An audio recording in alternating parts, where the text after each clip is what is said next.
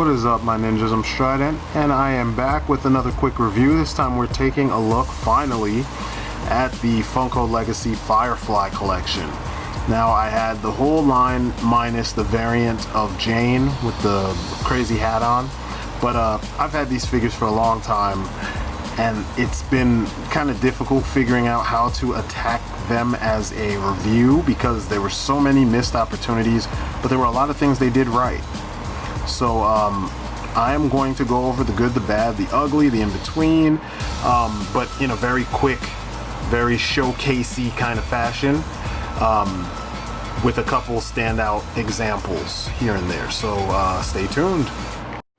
So as you know, I am a huge fan of Firefly. It's my favorite sci-fi, anything next to the Matrix, and I was really waiting for these figures.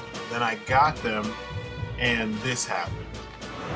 You know, nothing pisses me off more than getting something I really love, like this whole group of figures, and then having this bullshit here happen. This pisses me the fuck off. There's no reason why we should be going through this shit. This is fresh out of the fucking package, and her fucking arm came off. I mean, literally, I just cut the fucking cords, went to stand her up, holding her little pistol, this one right here, and her fucking arm just fell the fuck off. I mean, look at this shit. Clear Joint City. Like, are you kidding me? Fuck. Needless to say, I wasn't happy. I mean, that's an understatement. But I got another one. I sent it back to the seller. And he sent me, well, I let him know. And he sent me another one.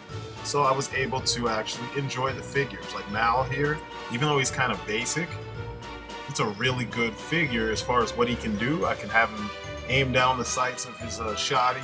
He can hold a pistol properly. He's got real good wrist articulation. They all have a nice bit of character to them, as you can see in these images. Some of them have vacant stares, but like when you pose them, you know, and the type of articulation, it gives you a lot of freedom, and I like that. Now, I don't know if it's because I am such a fan of this team and this show. I don't know if it's one of those situations where I'm projecting better onto them than what they actually are, but I do feel like there's a lot of things they did right. And, you know, I was really hoping for a second wave. It seemed like all they need is one more go to fix all the things that they did wrong. But while we're on the subject of things they did right, these head sculpts are pretty on point. I mean, that's Gina Torres as Zoe. It's unmistakable. Lawrence Fishburne's a lucky man. There's Adam Baldwin. His eyes look a little derpy, and he kind of has a bit of a hornswoggle looking head.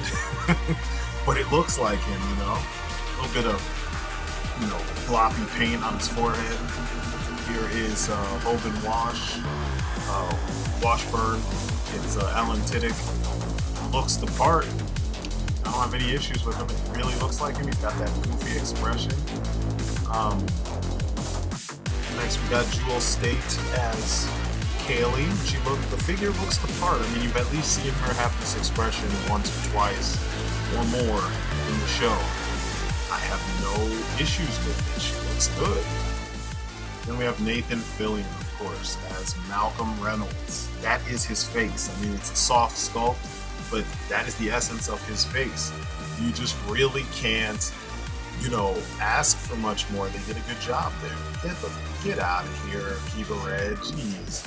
Photobombing some shit. Get out of here, man.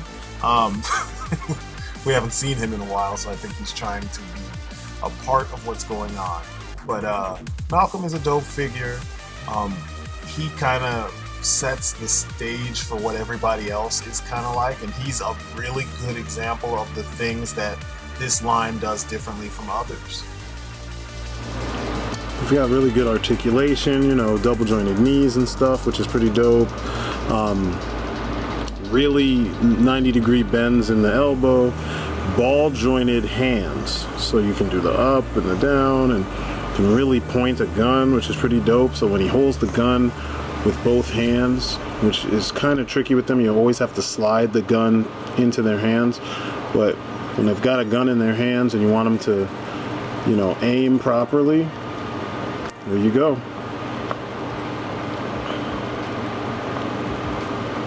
Perfect. It's pretty dope. Then they've got ball joints in their torso, so they have full range of motion, which is awesome. If you want to aim up a little bit more than you normally could, there you go. If he was on the ground and you wanted him to lie prone, there you go. You can get on his elbows and whatnot. Can you see that? Doesn't look too bad. Gives him a good crunch, even with this coat on. So let's stand him up straight so you can see the crunch. There's the crunch. Goodness, put the gun down properly. So there's the crunch forward. Here's his crunch backwards, which is pretty good. The head is on a ball joint. It's the ball up here and ball at the base. Well, not the base. It's a dumbbell. So it's ball here and ball in the head. So you get a pretty good range of motion. Legs can do the splits with no problem. You don't have twists at the boots, but you do have pivots and points, you know, as well as you can pull back a decent amount. So, like, you know, articulation wise, they're pretty cool. This is part of the reason why I'm not so pissed that I have them. But you know, it's kind of like they did all these things right, and then they did all these other things kind of like, what the fuck? Like, what's going on here? They did all these things right, and then they did a whole bunch of things wrong with the material choices. And I'm gonna get to those in a second here. Now, off the bat, the big problem with these figures in general, other than, you know, some of the, you know, sculpt issues with certain people, it's clear joints. They used clear plastic for all the joints, including the crotch joint, all the knees, even the knee itself. I'm pretty sure that the figures, if you were to strip them of all their paint, they would be clear. And it's kind of a, you know, that's the reason why I had to send back Zoe. But let's look at some of the other guys. Jane looks pretty cool. He just has strange proportions. I mean, like, when he's standing still, it's like that is Jane. But then, you know, there's something about the way that they cut up his joints, you know? It's like he has a super long torso or really short legs. I don't know which one it is. And then you see him standing next to like a really big character, and then you see how proportionally he's off. His shoulders are way back, his neck is too long or something. It just looks like, I don't know. But the good is that face sculpt, that looks like Adam Baldwin. It's really good. His eyes are a little off, and they could have used a little bit more detailing in the eyes, probably gloss, but they look good. Every detail, including a little detail on his shirt, looks good. Now, I did not go and get the variant with the goofy toboggan on. I was like, I'm good. I like his boots. They're really well detailed, down to the freaking stripes on the laces. So, you know, they're not shrinking away from detail. Straps around his ankles, those are all there and they look good. They did a good job. It's not, you know, I don't have problems with the majority of the sculpts of these figures. That's not where the issues lie. Most of the issues lie with engineering things and, you know, I guess in his case, maybe I do have an issue with his sculpt because, like I said, the proportions are off. But I mean, detail-wise, it's awesome. I mean, look at the strap that would connect to his holster. I like that because, you know, when you pose him a certain way, you don't want the holster to rip at the waist. So they just put the strap there and they didn't bother with having it connected fully. And that works. Vera, beautifully detailed gun. I mean, no slop at all. And that's crazy. But they do subscribe to the knife that you can see, you can take out of the sheath, but you can't do anything with it. It's almost like it's a throwing knife. So you got to put it between their fingers so they can just like flick it at stuff, which I'm not a big fan of. I like it when you have weapons that they can actually interact with. So yeah, that's a fail right there. I never liked that. Some of the G.I. Joes do that, and it always pissed me off. It's one of the reasons why I went to Marauders. This gun looks freaking nasty. I love it. It looks like it would do some serious damage with all the weights up top and the sights and the big old hammer and the weight underneath. It's nice, especially for a futuristic, weapon. And that's one thing I dig about this show is that, poor people still use projectile weaponry, whereas rich people use lasers. You know what I mean? So the projectile is no longer a physical projectile because they can afford it. And I always wondered about that because, you look at the way technology has been advancing, and it's like certain things don't actually go away. I'm sure when we get flying cars, we're still going to have four-wheelers that, drive on the ground. But overall, he's a pretty badass, rendition of the character, representation of the character. I'm not so pissed off about Wash. Wash is unfortunate in some ways, but at least he's the pilot, so he'd be sitting down behind the console most of the time. But what they screwed up on is his arms. They just look unbelievably short. And I know they're really just like a couple inches off, but it stands out in a big way. His arms should be coming down to almost the center of his thigh. Look at the figure arts. And their proportions are usually perfect. And, I'll give you an Ultra Act figure and another figure art. But, yeah, it's just weird. When you're looking at it, you look at where they are, and he's even shorter than Wash, but he still has the right arm length. His hands come down to like the middle of your thigh, because that's where your hands usually stop. It's Piccolo. It's a figure arts Piccolo, the only Dragon Ball figure that I own. And yes, look where his arms are, and that's Toriyama's goofy artwork. So, you know what I mean? They kind of messed up there. So sorry, Wash. You're a cool character and all, and you're the one main character to fight it, but yeah, they didn't do you proper. But his wife, Zoe, they did a good job with her. She looks the part. She's tall enough. She's, kind of svelte. And even though I had one break on me, the second one is perfect. I really didn't have to switch anything around that I can remember. She also has the clear joints in the knees, which sucks, and in the crotch, which sucks also. But look at the detail of the folds and the subtle folds and wrinkles in the pants, the leather looking weathered, the actual bullets being painted, the buckles being painted. Their detailing is pretty nice. The boots look dope. They look so much like shit I've seen in comics. I was kind of surprised when I first, sat down and looked at her. I was like, wow, because these are things you don't really get to see as much in the show. Her lever action shoddy, it looks good. Looks good, There's no mistaking what kind of a shotgun that is, She just looks the part. Her face sculpt is beautiful.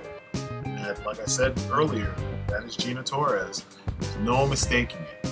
Also the voice of Vixen, for those of you who didn't know, in Justice League Unlimited. She just is unmistakable, and they did a good job capturing the likeness, the stature, even, her weapons, her secondary weapon, her little pistol. You've seen this thing a couple times in the show. It's on point. It looks the part. Good paint and everything. I was pleasantly surprised when it came to her. I was thinking that they were going to drop the ball because usually, beautiful brown women, you don't get a lot of them. And sometimes when you get them, they kind of look funky, but they did the damn thing. I'm sure if they used less paint, the likeness would be super hardcore. Now poor Kaylee here, she has the distinction of strange extra articulation. It's almost as if they forgot to do some certain things and then they did it at the end. So she's got a wrist swivel right here at the base of the wrist, and then she has like added wrist right here where her sleeve ends, and it makes her arms look really long and gangly. I mean, even though they're the right proportions, I mean, look at that forearm. Jesus. It's really strange. I mean, everything else about her is fine. I mean, her diaphragm joint works really well. I mean, look at that.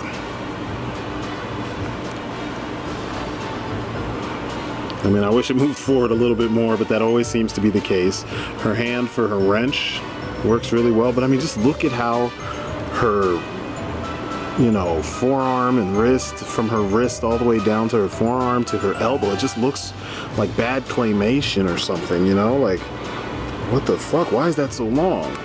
So, she's the only person in the bunch that has weird, you know, not so great, articulation. And I mean I shouldn't say not so great, because it works really well, and just overall she kind of got the short end of the stick with her sculpt.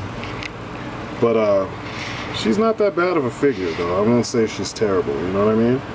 But yeah, that's something else to remember when picking this line up. They tried, but man, she got it bad. I mean, look at her arms, man. Pure celebrity deathmatch. That shit doesn't look right. It's like if they had made her wrist just a little bit after the shirt, then we would have been fine. But yeah, those arms fuck it up. I mean, if possible, it would probably be a good idea to look for lower arms from some other figure that's, you know, kind of skinny, maybe a Figma, and see if you could switch those out, you know, because they just don't look right. And then the peg for the wrist in the hand going into the wrist makes her wrist look extra swollen. Ugh, just no good. So Malcolm and Zoe come out on top with Jane right behind them. They're the best figures in the wave. I think that had they had a second wave, we would have had a lot of these things fixed, and then also we would have gotten River, which makes no sense. It's like, how do you do this without Book and River? You know what I mean? Like, you gotta have them. I mean, Doc, you can, you know, fuck the Doctor. It's kind of whatever. He could have been like like a statue that comes with River, and it wouldn't matter. But you know what I'm saying? Like, you needed River. She's the badass that, you know, we have been wondering about the whole time, and finally, you know, things were revealed about her, and it was kind of cool, you know. And we don't even get a figure of her. I mean, I don't know if they had licensing problems. I mean, we get 2 Janes and we don't get River.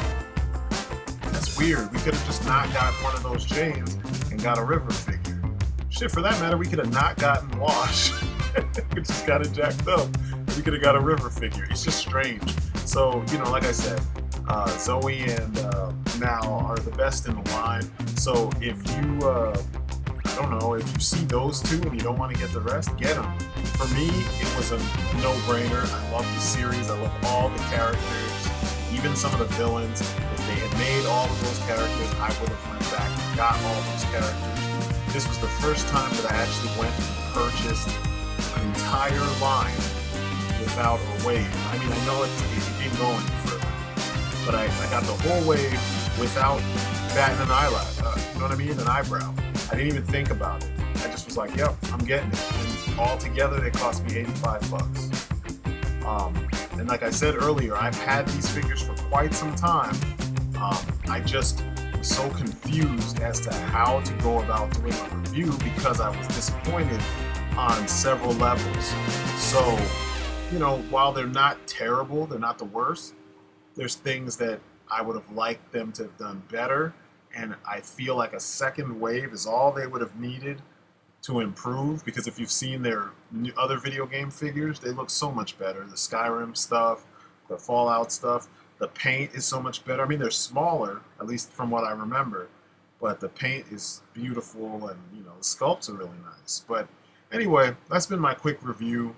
of the Firefly Funko Legacy figures. Probably worth a pickup. Just don't have too high hopes for them. So that's my story, and I'm sticking to it. On to the next one.